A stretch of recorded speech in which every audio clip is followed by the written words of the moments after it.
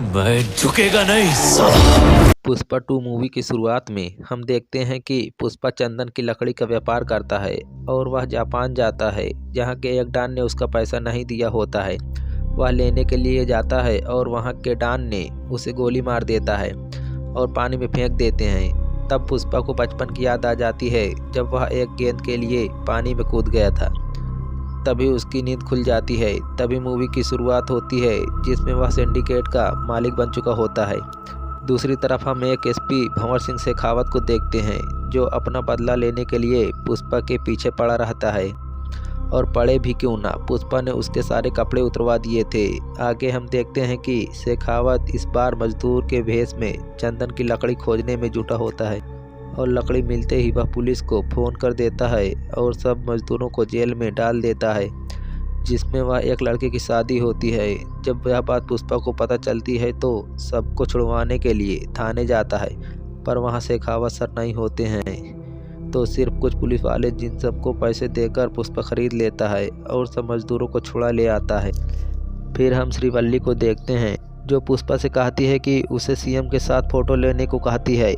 फिर हम उसे वहां के एक एमएलए को देखते हैं, जिसका नाम सिद्धप्पा नायडू होता है, जो वह भी सिंडिकेट का एक हिस्सा होता है। वह पुष्पा को लेकर सीएम के पास जाता है, पर वहां सीएम ने पुष्पा के साथ फ़ोटो लेने से मना कर देता है। तभी पुष्पा को गुस्सा आ जाता है। वह सोच लेता है कि अब तो वह सीएम के साथ फ़ोटो लेकर ही मानेगा।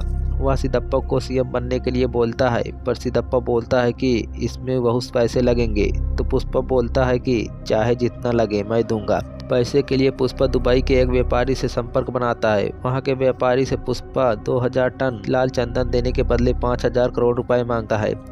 डील हो जाती है। पुष्पा लकड़ी जुटाने के लिए बहुत मजदूर इकट्ठा करता है और सब शहर के व्यापारियों को इकट्ठा करता है और सारा माल अपने ही जिले के चित्तूर में जमा करने लगता है। जब यह भनक एसपी शेखावत तक पहुंचती है तो वह इसकी मेहनत पर पानी फेरने के लिए थाने से चल देता है।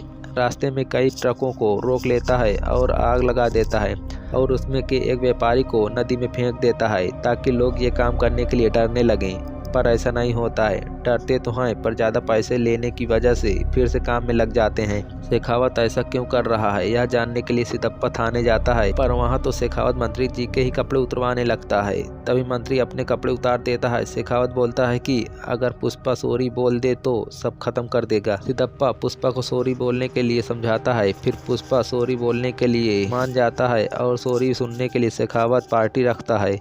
पुष्पा शराब पीकर न चाहते हुए सॉरी बोल देता है और शेखावत सब रिकॉर्ड कर लेता है और पुष्पा वहां से चला जाता है। और रास्ते में उसे याद आता है कि उसने सॉरी बोलकर गलत किया। वह रास्ते से वापस लौट आता है और लौट कर शेखावत की कार में टक्कर मार देता है। शेखावत की कार पानी में गिर जाती है और पुष्पा उसी पानी में पेशाब कर देता है। शेखावत को देखकर और भी गुस्सा आता है। उधर पुष्पा की चंदन की लकड़ी 2000 टन तैयार हो जाती है और पुष्पा उसे बाहर भेजने लगता है। और उधर भंवर सिंह शेखावत अपनी पूरी फोर्स लेकर सारे चेक पोस्ट पर नाकाबंदी कर देता है और पानी पीने लगता है। पर वह जब नदी के नीचे बोतल फेंकता है तो बोतल फूट जाती है। तभी उसे एहसास होता है कि पुष्पा अपनी ट्रक नदी के नीचे से ले जाएगा।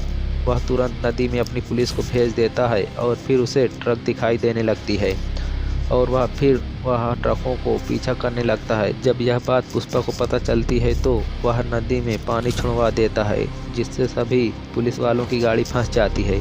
फिर वे लोग रोड से जाने लगते हैं और पुष्पा रोड पे हाथियों को छुड़वा देता है और सभी रास्ता बंद कर देता है। कुछ देर में शेखावत देखता है कि कुछ बैलगाड़ियों की घंटी सुनाई दे रही हैं। तभी शेखावत दौड़कर बैलगाड़ियों से रास्ता बंद कर देता है और जब ट्रक आती है तो वह उस पर गोलियां चलाने लगता है, जिसमें पुष्पा सबको ट्रक छोड़कर भागने को कहता है। सभी ट्रक को छोड़कर भाग जाते हैं। शेखावत सभी लकड़ी को जब्त कर लेता है और थाने लेकर जाता है।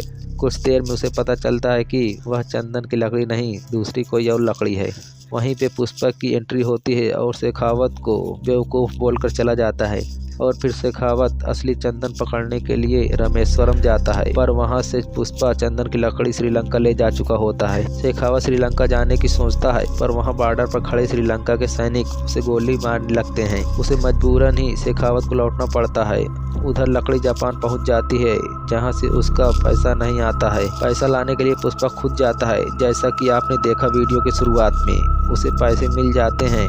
उसके आगे क्या हुआ हम देखेंगे पुष्पा 3 मूवी में। दोस्तों दोस्तों अगर ये वीडियो पसंद आया हो तो लाइक, कमेंट और सब्सक्राइब ज़रूर करें।